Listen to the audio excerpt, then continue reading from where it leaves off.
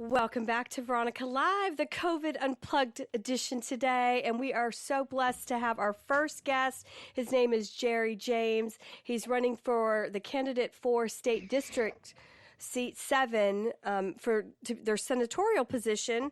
Welcome, Gerry. Well, thank you, Veronica. It's very nice speaking with you this morning.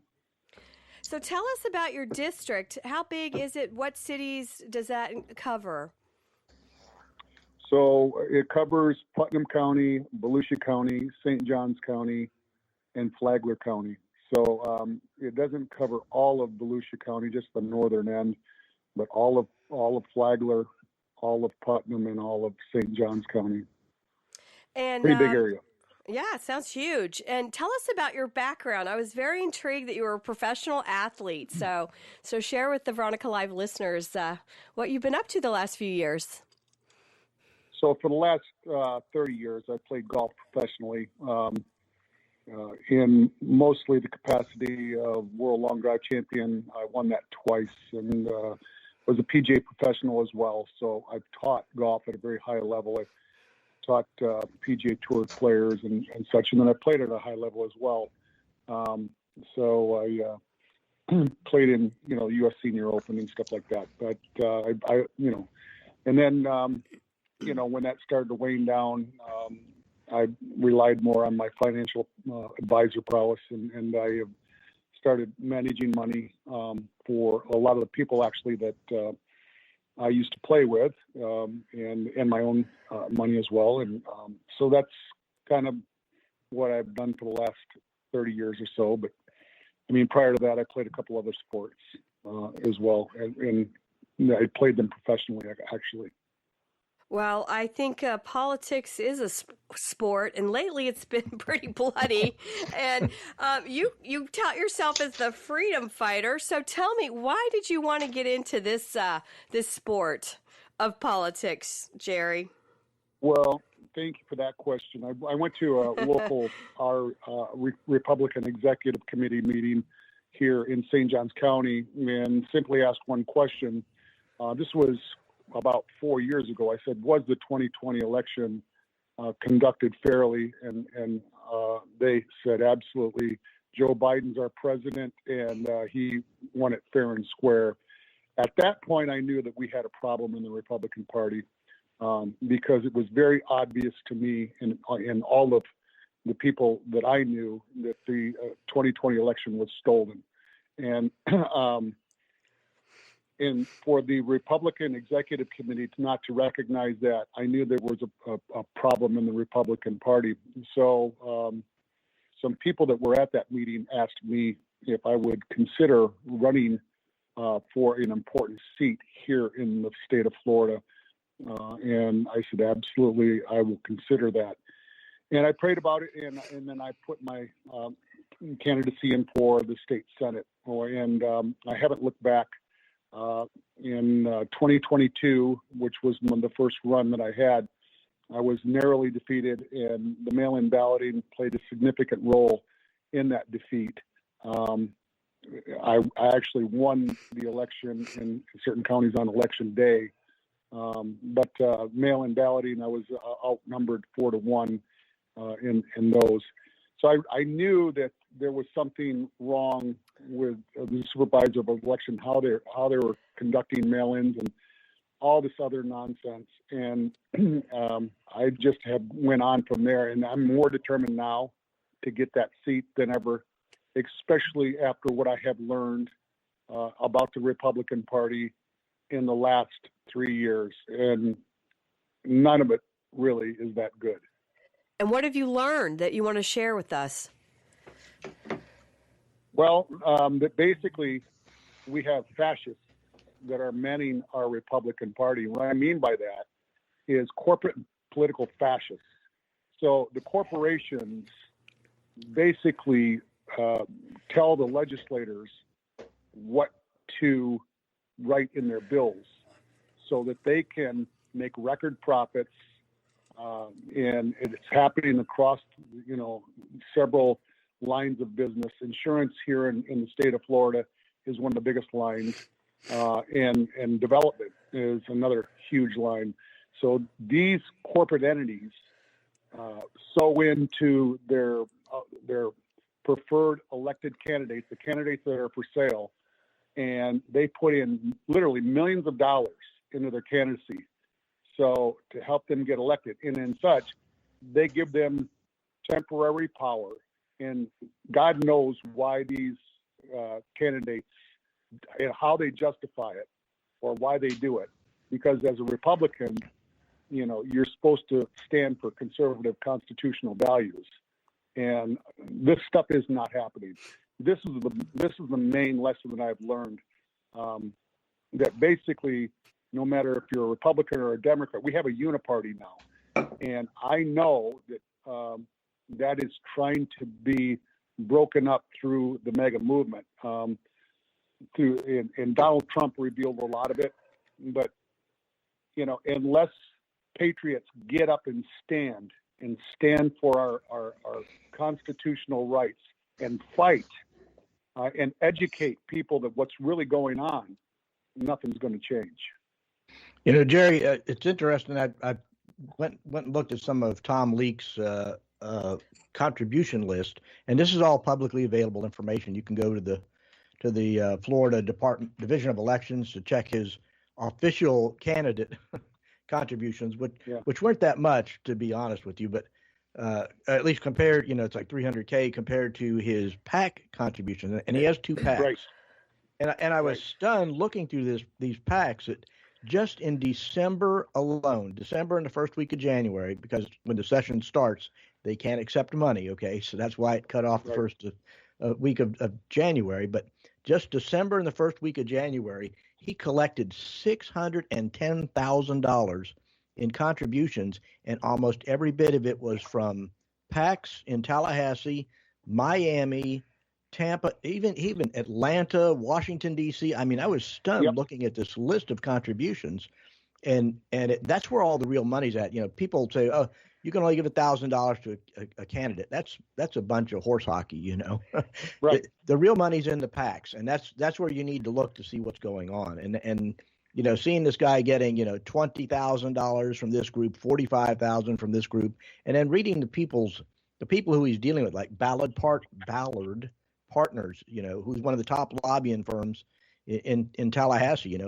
They not only help contribute to him, but he also uses them as consultants on his campaign. So, this guy is like the insider money thing, and it's almost like he's bought and paid for. And it's unfortunate that's what Tallahassee is becoming with the Republicans. Well, thank you for looking that up.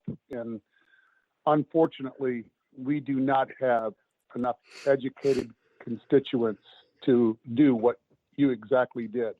And the scenario that you laid out is 100% spot on.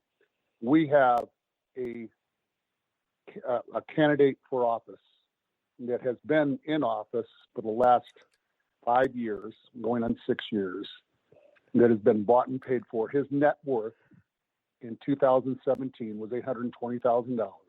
It is over $14 million now. Folks, this is a $29,000 a year job, okay? And I was going to ask you about that. That's shocking. That is shocking, Jerry. I read the story on that, and he is bought and paid for. Yeah, it's abominable. And we are literally watching fascism before our eyes, and it's abominable. It's unconstitutional. It's legal tyranny, legal theft. These people in a righteous society and in a just society should be basically prosecuted and thrown in jail. What can I say? But you know what? Unless patriots stand, nothing's ever going to happen. And unless people get educated about this through radio shows like through periodicals, TV, you name it, people have to get educated. And I am committed to providing a lot of that education. Well, what I discovered, Jerry, was, I was in Tally about a week ago when I met Amy, and all of these people, once they're elected, they don't care about our agenda anymore. And I know you do have some priorities looking at your website. You know, election integrity is one of them as well, you were talking about. And one of the bills that was brought forward, and I'm very pro this bill, is if you get a license and you're not American, just like I have a license that says I'm a veteran, it's checked on there that you're not an American so that they can't finagle the voter system. So I would assume you'd support that bill starting there as one of the election integrity bills. Well, of course I would support that. But look, it's all capitulation and compromise. Really what we need to get back to is a one-day paper ballot vote with U.S. citizen verifiable ID, period, full stop. This is the problem with the Republican Party. Just 20 years ago or 30 years ago, they decided to do a machine count after the so-called hanging chats. Most people don't know, but the machine count started here in Florida, and Jeb Bush implemented that machine count, and it is thus spread nationwide. And those machines are being manipulated. People don't want to believe that, but I know it to be a fact. And then they've also implemented paper ballots, where, now you can vote by mail. Vote by mail ballots. They're basically unverified in a lot of cases. They can give you all the excuses, but it's compromise after compromise after compromise. And we have to repeal all of this nonsense. I'm telling you, we have to get legislators in there with, real courage. I was going to use another word, but we have to get some courageous legislators in there. Well, the problem that you have is even the supervisors, and our local supervisor of elections is probably one of the top supervisors in the country. I mean, this guy is definitely straight shooter, former Navy SEAL. I mean, he doesn't he doesn't play games, okay? And he straight up runs the best elections, I think, in the state. I mean, when they do recounts in Bay County, the number comes up exactly what it was the first time. There aren't those kind of mistakes here because he's got an ISO 9000 quality. So really, it's a top notch. But I've talked to him, and his thing is there's no going back. We had the discussion about paper ballots versus electronic ballots a long time ago, and I convinced him that it's like the electronic ballots, like the Dominion stuff. You don't want that. You need the paper trail so that you can always go back and even hand count the stuff, even sample them. To make sure the numbers are right and the machines are working correctly. You got to have the paper ballot, period. And he moved away from the Dominion, the electronic voting system, and went to the bubble ballot stuff. And I think we were one of the first to have that in the state. No hanging chads in Bay County. but as far as the convenience of voting and stuff, people are getting too used to the mail-in ballots and the early voting. It's just become ingrained now, and it's not going away. Well, it's not going away unless we have a vote for it to go away, because I think the majority of the people realize there's a huge problem. Look, if we don't fix our election and really fix our election system, we have no country. And, people can say, oh, well, we're too far down the road. We're too far gone. It's not going to go away. That's, to me, a form of compromise. We have to get back to a one-day paper ballot vote with verifiable U.S. citizen ID. Now, if you want to machine count that paper ballot vote, go ahead and do so and verify that paper ballot vote. All right. But we have to get back to a paper ballot vote. And then we can cross-check. And we can be transparent. Now, that is a different word, transparency. Let's, all these supervisors of election, they bought in to the lack of transparency, and I could give you many examples of that. But what they're doing when they recount, is they're recounting their own machine count, and they're not, so. Right. It doesn't make a whole lot of sense that they just run the machine a second time, and it's like that. It's Exactly. like same problem expecting results. There's a saying about that. But Well, Jerry, I'm just Insanity. curious about what's your view on insurance? I mean, that's really a hot topic in the session this year. So therein lies a huge, problem where I deem it as corporate fascism. The insurance companies are basically writing the laws, giving them to the legislators. The legislators are then, proposing these bills, and they're getting them passed because the insurance companies are donating to the key legislators that will pass them through. And I'll give you one example, and most people don't even know about this.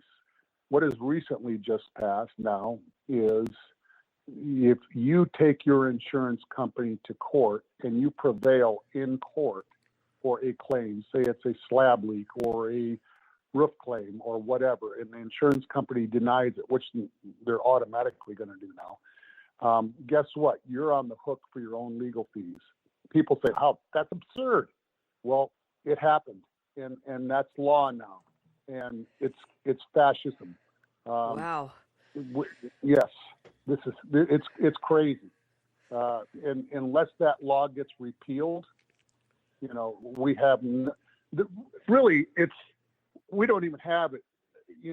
If you own your own home, there's really no reason to have homeowners insurance anymore, because they will deny most claims now because there's no incentive for them to pay the claim, in that you have to pay your own legal fees, and your own legal fees could surmount to in certain cases tens of thousands of dollars, and the claim itself might not be even worth the legal fee charge.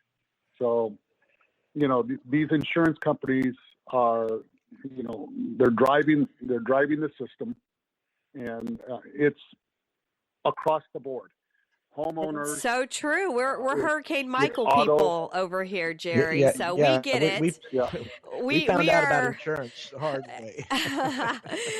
so no, we need you in there fighting for us.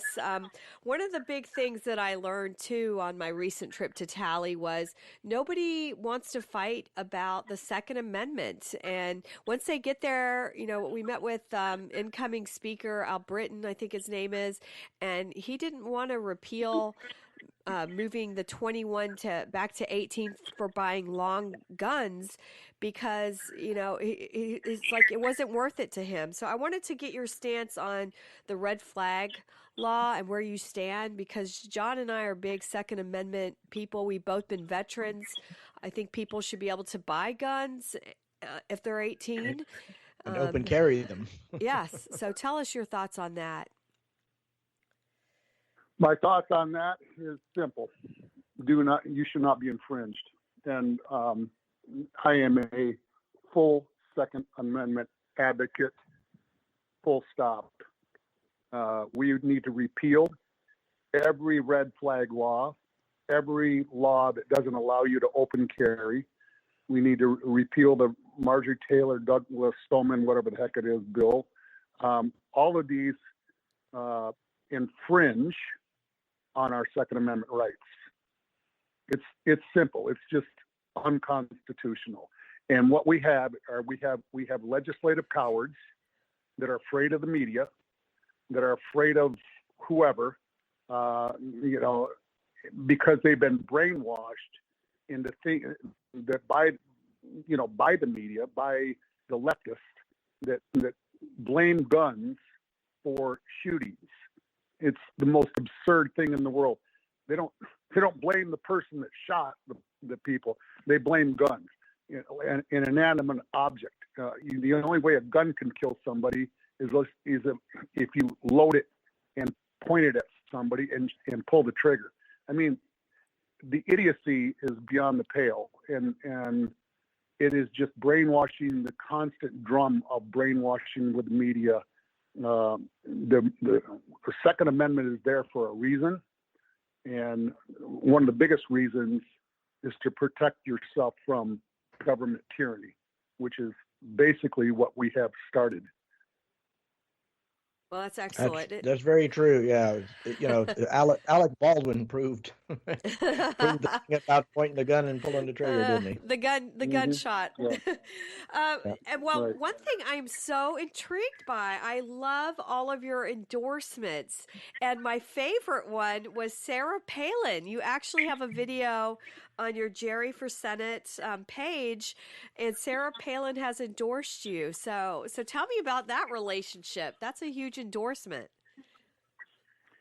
Well, she has a good friend, Ronnie DeGay, and Ronnie is one of my really, really good friends. Ronnie was a Stanley Cup winner and, played in the NHL for a lot of years. And Ronnie introduced me to Sarah, and Sarah realized I was running here in, Florida, and I'm a constitutional conservative, as is she. And she goes, "Look, would it help if I endorsed you?" I said, "Absolutely." She is a unique American and has stood up to the tyranny of the left for many, many years. Most people have no idea how hard the left came on her and her family, the Marxist left, because they wanted to shut her down, bribe her. They wanted to harass her in every place and venue that they could and make her be quiet, which is what the left does, which, that's the Marxist Saul Alinsky tenet, the rules for radicals. And she realized the fight that I was going to undertake, and we as conservative, constitutional, Christian conservative people need to band together, and we need to stand up for each other and endorse each other and say, this is the person that is going to lead your state or lead your country, and he won't back down or she won't back down. They will not compromise. They will stand for the Constitution, and they're not for sale. Look at what they just tried to do to Kerry Lake. And Yep.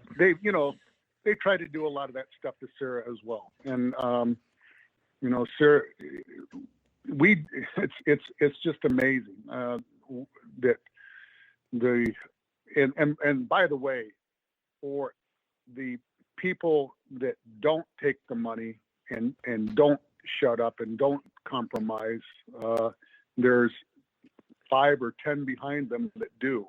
And so, when you find that pearl in that person that will not take, will not be bribed and will stand and is not a coward, get behind them with everything you have, money, donation, door knocking, whatever that you can do for that candidate, and get with them, because those are the people that are going to go to bat for you in the legislative office, and they're going to be the ones that'll make a difference for you for the good. Jerry, I'll give you a quick piece of advice here, because you're up against the Republican Party, Florida. They close. That you got the Florida Senate leadership is going to protect this guy. Yep. So you need a good ground game. You need to get out there and knock on those doors. That's how you win. That's how you beat the money. The guy looks like he's arrogant, and is not going to do what he needs to do to get out. But get out there, do what Don Gates did. Get out there and knock. He knocked on 40-some thousand doors in this district.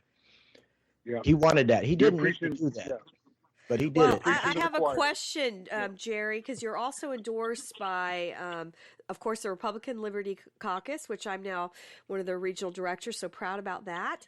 And you're also endorsed by Abolish Abortion. So will you work to try to get abortion to 0 weeks in Florida? John and I are big pro-lifers, and I just feel like this is a crime against humanity for these voiceless babies.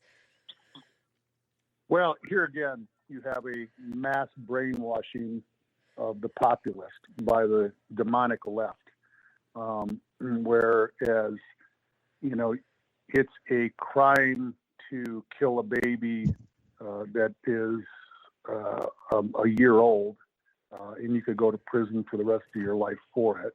But yet you can kill that same baby inside the womb when it's 7 weeks old, or 8 weeks old, 4 weeks, whatever. What does the Bible say? The Bible says that life begins at conception. Okay, I knew you before you were formed. I just read in Psalms a verse of that today, and I stand on the book that has formed my basically fervency for this country, because I believe our documents given to us are divine, and I stand for truth. And it's a no-brainer for me that I stand to abolish abortion. A woman has no right to take a life that's conceived inside of her, and that's how is that radical? To me, it's a no-brainer. I don't know, honestly. Well, you truly are a freedom fighter, and I'm so impressed. I really hope you can take out your opponent, because he does not sound like he's the right guy. Any final comments, and where can people find out more about you, Gerry? Thank you for that. It's Gerry for Senate, Gerry, the number 4, Senate.com. Simple website. You can donate on there. You can get on there and say, hey, look, I want to have yard signs if you're in my district. I want to help you go door knocking, and whatever you can do to help, please do. The main, outside of my district, I would that you would, if you want a freedom fighter, somebody that's going to really make a difference in the state Senate, donate to my campaign. Help me, because I'm a grassroots campaign going up against millions of dollars of corporate, what I call fascism. The other main thing that everybody in this audience can do for me is pray. I believe in the power of prayer, emphatically believe in the power of prayer. And I believe that I am put in this fight for such a time as this. If not me, then who? If not now, then when? Well, it's been an honor having you on the Veronica Live show, and we wish you all the best. Gerry James for Senate. Good luck. Thank you very much. And we'll have you back. God bless you. God bless. We'll be right back on Veronica Live.